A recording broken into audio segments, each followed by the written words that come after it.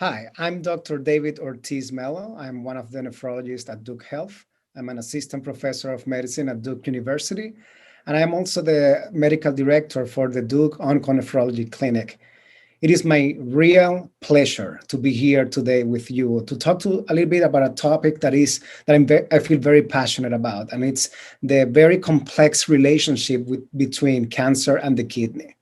So on that, I'm going to go ahead and share my screen and talk to you about onconephrology and taking care of the kidney through cancer survivorship. This is the topic that we're going to be briefly discussing today.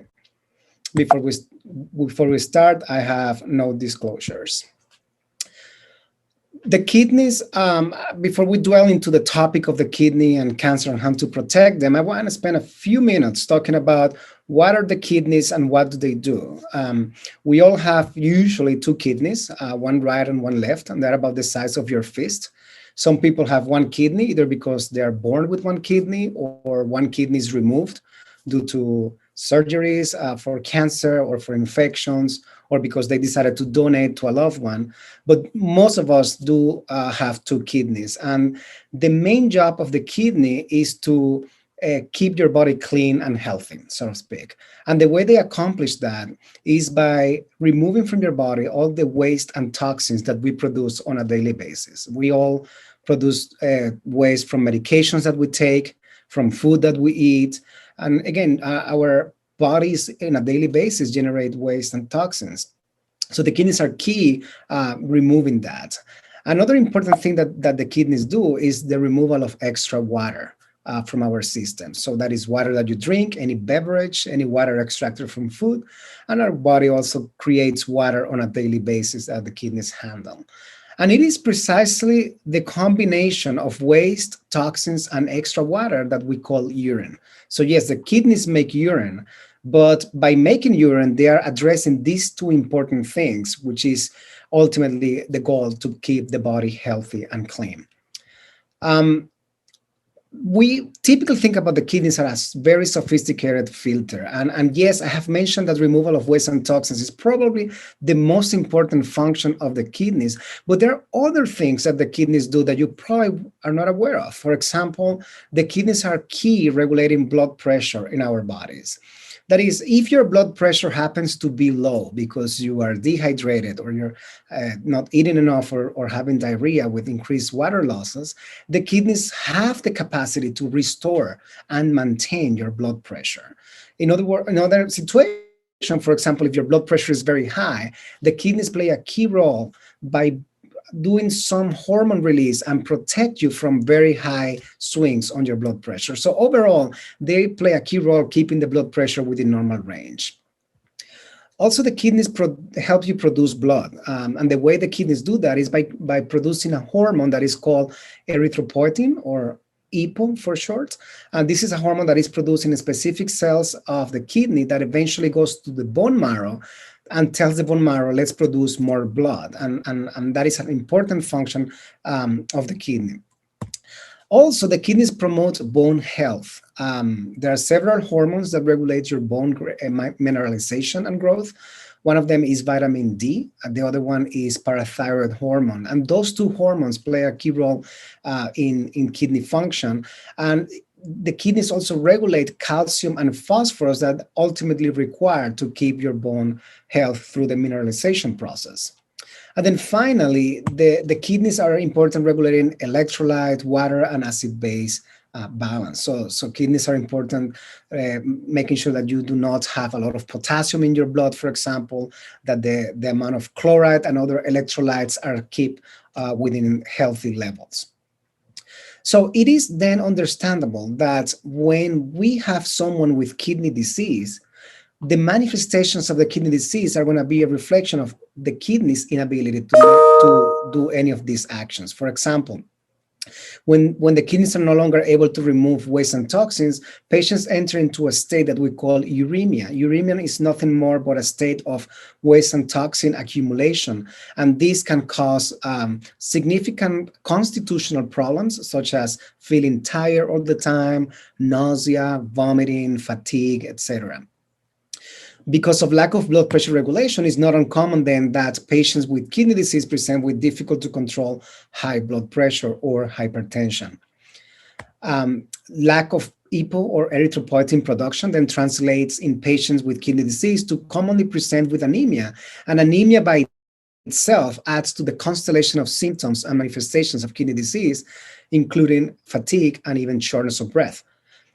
Bone health is compromised because of kidney disease, and it's not uncommon for patients to have calcium and phosphorus derangements that translates into bone disease, or what we call renal osteodystrophy. And finally, electrolytes and acid-base derangements that can ultimately cause other complications of their own, including arrhythmias. So when we talk about kidney disease in general, consider your kidney function to remain stable around this range over time. You can then divide kidney disease in two categories depending on how sudden or insidious the presentation is, and they can be acute or chronic. So acute kidney disease, you have a rapid decline on your kidney function that happens over days or weeks. And this is mostly related to things that affect the kidney right away. Look at, for example, dehydration or volume depletion, or a very bad infection that causes low blood pressure. Certain medications like non-steroidal anti-inflammatories or even antibiotics can cause damage to the kidneys. Very low blood pressure that can lead to shock, as well as severe bleeding, again, leading to hemorrhagic shock. So those insults can eventually cause an abrupt decrease on your kidney function. Another way that you can have a kidney injury or disease is the chronic form, where you have not specifically an injury that leads to a rapid decline, but rather a very slow decline. And this happens over months or years. And this is commonly due to long-term established medical diseases that can preferentially affect the kidney. For example, that is the case for diabetes and chronic high blood pressure. It is important to recognize that we have a very high risk of having kidney disease in this country. Actually, 1 in 3 American adults are at increased risk of kidney disease, and it is estimated that more than 1 in 7, that's about 15% of the United States adult population, or about 37 million people, they have a chronic kidney disease. And this is data from the National Kidney Foundation and the CDC. And what is really scary, and to me, the biggest public health challenge is that almost 90% of these people that have kidney disease, they don't know it. And about 50% of the people that have advanced kidney disease that are not yet on dialysis, they're not aware of having kidney disease. And this is of extremely importance. And the reason for this is because kidney disease does not hurt, does not give you a lot of symptomatology. Most of the things that I was addressing earlier, anemia, blood pressure problems, electrolyte derangements, most of them happen over time after years of kidney disease, and usually present at very end stages. So at the very early stages, most of the patients with kidney disease are completely asymptomatic. So it's extremely important to be proactive, to recognize this barrier that the kidney disease does not present any symptoms. So being proactive to participate on your self-care and shared decision-making to investigate whether you have kidney disease or if you are at high risk of developing kidney disease. This is a nice graph that I found online. This is the reference where it lists most of the things that are really considered a risk factor for chronic kidney disease. This is, for example, diabetes and high blood pressure, which are very prevalent in this country. Also heart problems and strokes, so in any type of cardiovascular disease, really. Obesity, family history of kidney disease, history of smoking, and as we age, we also lose kidney function. So being 60 years or older, it puts you at higher risk of kidney disease. The one thing that I will add to this graph, and that is pertinent for our discussion today, is cancer. And I'll explain briefly why I believe that cancer might become a well-known risk factor for kidney disease. When we think about what causes kidney disease, by far most patients that have kidney disease, specifically chronic kidney disease, due to either diabetes or high blood pressure. Those are the two most common causes of kidney disease, not just in this country, but in the world in general. There's a further less common cause, which is inflammatory disorders of the kidney. That is, for example, autoimmune disease, like, for example, lupus and nephritis. And then other genetic problems in the kidney, like polycystic kidneys, can also cause kidney disease. But by far, it is diabetes and high blood pressure, the most important causes of kidney disease. So how do you know that you have kidney disease? How do we actually come up with a diagnosis of chronic kidney disease? So there are going to be urine studies and blood tests that we can do, and that either your primary care doctor or your oncologist can easily look into to see whether you have chronic kidney disease. One of them is a complete urinalysis or a regular urine sample, where it can tell you if you are spilling protein in the urine or not. Think about the kidney as a very sophisticated filter, and it's a very tight barrier that allows waste and toxin and water to go through, but good stuff should stay in your body, right? So cells, vitamins, proteins, they should not be going through that filter. If that filter becomes leaky, if that filter becomes diseased for whatever reason, then good stuff are going to be filtered out through the kidneys, which you should not be seen in the urine. An example of that is proteins. So when you start seeing protein in the urine, that is usually an indication that the kidney's disease is not being filtered in selective ways, and it should prompt a referral to a kidney specialist. Another way that you can diagnose kidney disease is by doing blood tests. In this case, patients with kidney disease tend to have an elevation of a marker that we call creatinine. Creatinine is nothing but a waste that is produced by our muscles. So the muscles release creatinine into the blood. So as the blood goes through the filter, through the kidneys grab that creatinine and put it in the urine. And both kidneys are grabbing creatinine from the blood and put it in the urine. That's what the kidneys do, remove waste. Which means that if we measure your creatinine, if the kidneys are doing what they are supposed to do, if the kidneys are cleaning your blood from creatinine, then the levels of creatinine in your blood should be low, about 1.0 or so. If the kidney slows down for whatever reason, high blood pressure, hypertension, they no longer do a very good job removing that creatinine. And what happens with creatinine then? Starts to build up. So when we see that the creatinine increase, then we usually infer that is because the kidneys are not doing a very good job removing it. And that is how creatinine becomes a marker of kidney function. The higher the creatinine, the worse the kidney are doing. And more importantly, creatinine allows us to calculate something we call glomerular filtration rate, which is nothing but like the percentage of kidney function that you have. So it's an inverse relationship. The higher the creatinine, the lower your glomerular filtration rate, or GFR. And then finally, elevated blood pressure, like I said, is very common for patients with chronic kidney disease to have severely uncontrolled blood pressure. It could be someone who had a history of high blood pressure, and then all of a sudden is very difficult to control without any changes on the medication regimen. GFR, or glomerular filtration rate, is important because it allows us to classify kidney disease in different stages. And each stage represents a percentage of kidney function that you have. And it goes from 1 through 5, 1 being the mildest form, and 5 is the most severe form of kidney disease, usually patients that are approaching to kidney failure and requiring some form of renal replacement therapy like dialysis.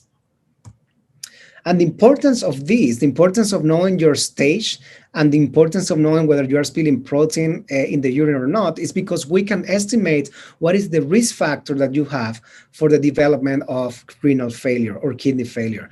So you can see in this graph, here you have the different degrees of protein in the urine. Ideally, you should have none. The more you have, the higher risk.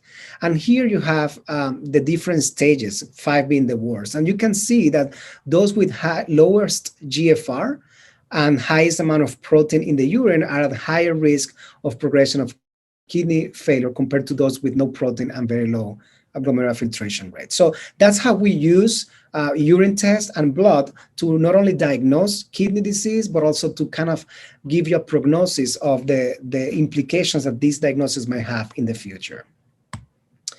But how about specifically when it comes to cancer history or cancer survivorship? What is the role of the kidneys, and what is that complex relationship I was referring to? So cancer and kidney connection is bidirectional. Cancer can affect the kidney, but kidney also can affect cancer. Cancer is probably the second most common cause of death in the United States, and kidney is number 9. And their relationship, which is, like I said, bidirectional, has to do with the effects that cancer have on the kidney. Cancer by itself can affect the kidney function, or the therapies that we use in cancer can indirectly affect the kidney. And this can this can lead to acute kidney injury, like we mentioned, like a rapid decline on kidney function, or it could progress to chronic kidney disease. What is interesting is that there's some data that kidney disease by itself can impact your cancer. Patients with kidney disease are not only at higher risk of developing cancer, but patients with cancer with already established kidney disease have a poorer outcome. And that is a very important consideration when you have a known history of chronic kidney disease. The interesting thing about the kidney and the cancer these days is that the overall amount of patients that have cancer or survivors is increasing. So more and more we see cancer as a past medical history rather than the outcome of a patient. So the amount of the survivors in the country and in the world, fortunately, is increasing. And this is highly due not only because the cancer are being diagnosed more frequently with better diagnostic tools, but also because the death rates are decreasing. And that's a welcome news. And more likely because of the effective therapies and protocols, including immunotherapy, that we have right now that allows for better prognosis. But ultimately, we have this increased pool of patients with history of cancer and their treatments.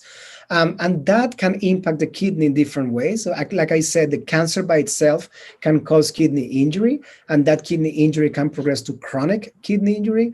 And then the treatment, certain therapies, like for example, checkpoint inhibitors, which is the immunotherapy that we use for certain cancers right now, it can cause acute kidney injury that eventually progress to chronic kidney disease. Some of the standard chemotherapies like cisplatin, which is a great chemo for certain malignancies, again, can cause chronic kidney disease. So all that field here is associated, kidney disease associated due to cancer. But keep in mind, this patient population can also have kidney disease that is independent of cancer. Kidney disease from their own past medical history prior to cancer, like for example, diabetes or hypertension. And then because of this complexity, a new field in our nephrology society has come up, and it's called onconephrology. So onconephrology takes care of all these kidney-related complications in patients with cancer. So it's a very novel and evolving subspecialty.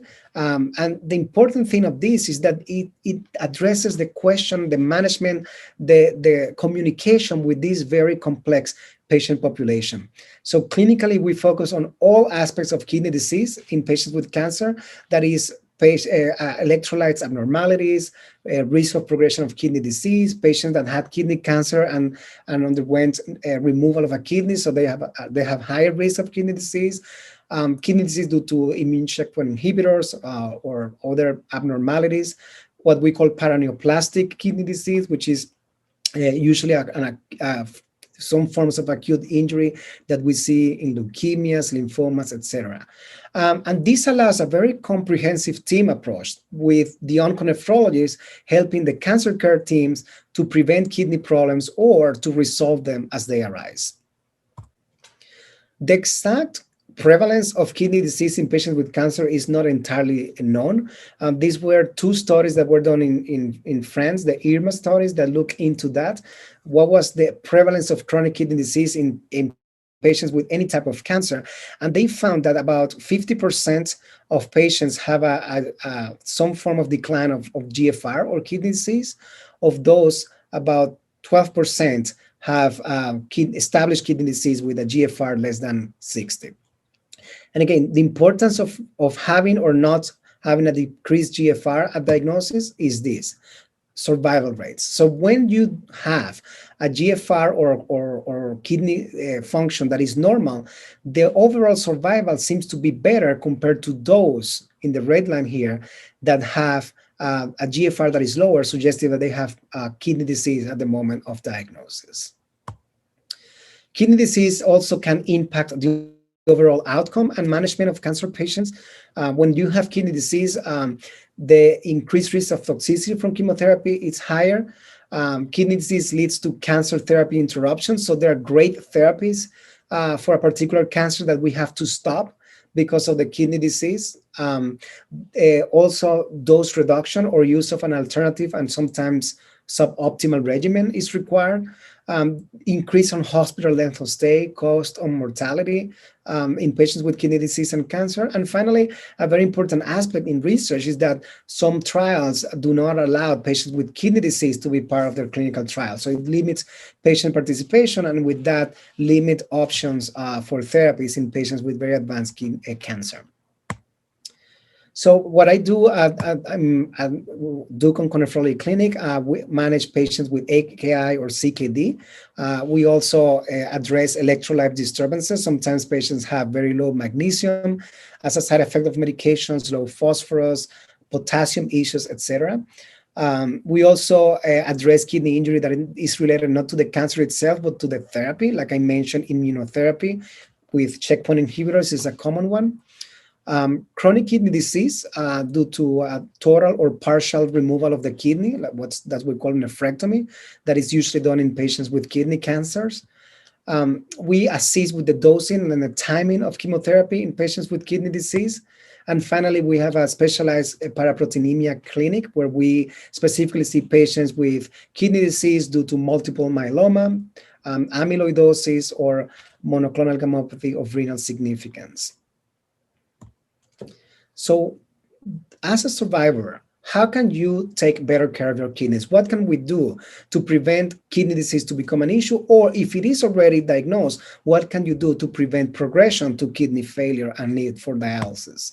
So one of the most important things that will allow you to slow down the progression of kidney disease or prevent kidney disease is blood pressure control.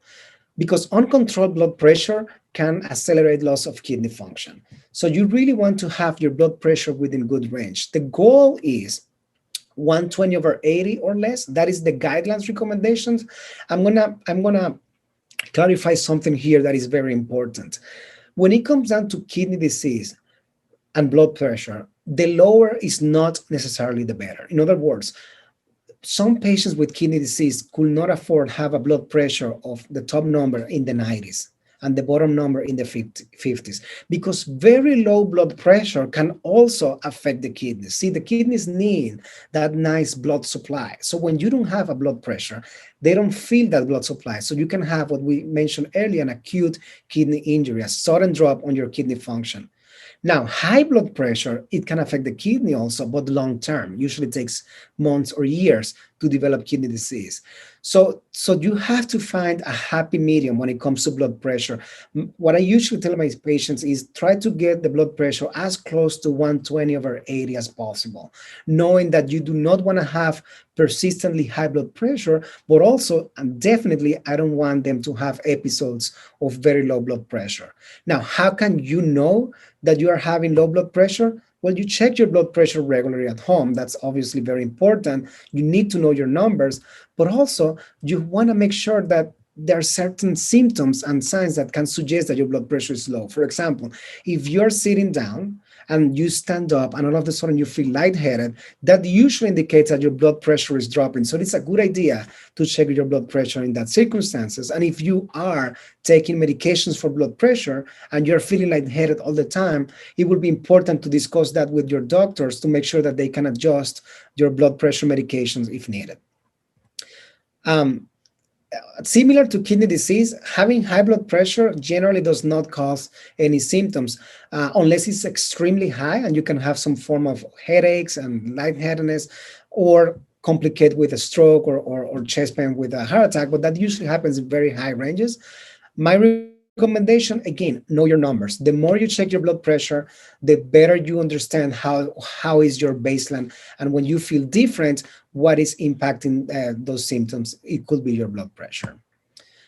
To manage blood pressure is not just about taking your medications as instructed, but also it's addressing your healthy lifestyle. So eating healthy with a low sodium or low salt diet, that is not just table salt, but actually things that you buy that are loaded in salt, whether it's canned vegetables, or if you're eating outside in restaurants, buffet foods, hot dogs, things, barbecue, things like that, that can be very high in salt. You might want to be careful and mindful about the sodium intake, because very high sodium intake can cause high blood pressure and it can ultimately cause progression of kidney disease.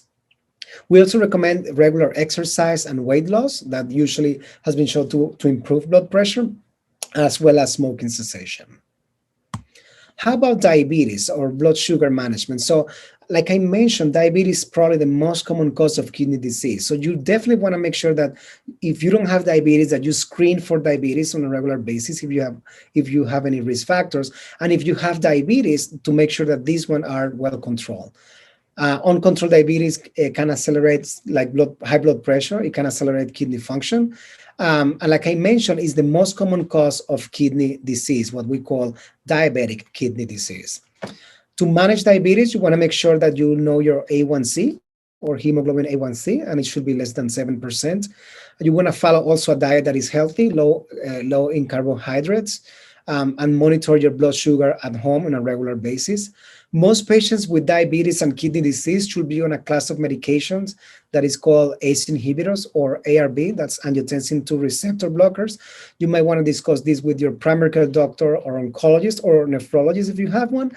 If you have diabetes and kidney disease, specifically protein in the urine and diabetes, you definitely should be on these medications if there are no contraindications. You want to control your blood pressure. That's very, very important. Controlling blood pressure is important for everybody and kidney health, but it's definitely important for someone with diabetes. You want to make sure that your blood pressure, if you have diabetes, is always well controlled. And finally, like I said earlier, weight loss and exercise regularly. Monitoring diabetes, you can do it two ways. You can do it at home, and you want to do a glucometer. There's other devices now that you can, we call CMGs or continuous blood sugar monitors, where you can look at your blood sugar after you wake up, what we call the fasting levels, and after meals. And these should be the targets. Or you can also monitor your blood sugars with your visits with your primary care doctor, where they measure hemoglobin A1C. This lab, hemoglobin A1C, tells your average blood sugar, how's your blood sugar has been over the past 3 months. And the target is 7 or less. You can use it also for diagnosis. So if your A1C, the first time you check, is elevated, that could be an indication that you have diabetes. And if it's between 5.7 and 6.4, an indication that you have prediabetes and a very high risk to develop diabetes in the future. In terms of healthy diet, this applies for diabetics, but also for any patient really. You want to divide your plates in 4 quadrants.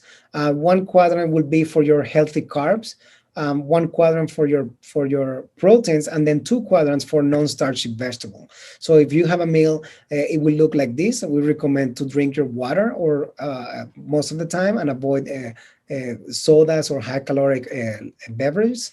And as you can see, if you're diabetic, you can have carbohydrates. It's just a matter of portion control. And then finally, note your numbers of your kidneys. How is your filter doing? And it's a very fair question that you can ask your doctors. Have we checked a urinalysis? Am I spilling any protein in the urine? Have we checked a creatinine? And what is my GFR? Is my GFR less than 60? Is my GFR more than 60? This number, understanding this will help you decide whether you have kidney disease or if you're at higher risk of having kidney disease in the future. And then finally, something that I also recommend to my patients with kidney disease and some of my patients with high risk for kidney disease is to avoid certain medications that can affect your kidney function. This is what we call NSAIDs. That stands for non-steroidal anti-inflammatory drugs. These are the common over-the-counter pain medications. They are great. for pain control, for inflammation. Unfortunately, in certain patients, these medications can affect the blood supply to the kidney. So in someone with kidney disease, using this medication frequently can ultimately affect the kidney function. So I recommend them to avoid these medications if possible. So I think that this is the end of my talk. This is a summary of how I would like you to approach kidney care after your diagnosis of cancer and throughout your survivorship journey. These are two resources. Some of my slides came from this website. One is the National Kidney Foundation. This is the website, kidney.org, which have great resources for patients about kidney disease, how to diagnose, how to monitor, and if you have established kidney disease, what are the things and measures that you need to take to prevent progression. And then this is resources from the NIH, specifically the National Institute of Diabetes and Digestive and Kidney Disease form, where you have patient-oriented information about kidney disease in general. I thank you so much. Thank you for this opportunity, and I hope that from now on you think about your kidneys and how to better take care of them in the future.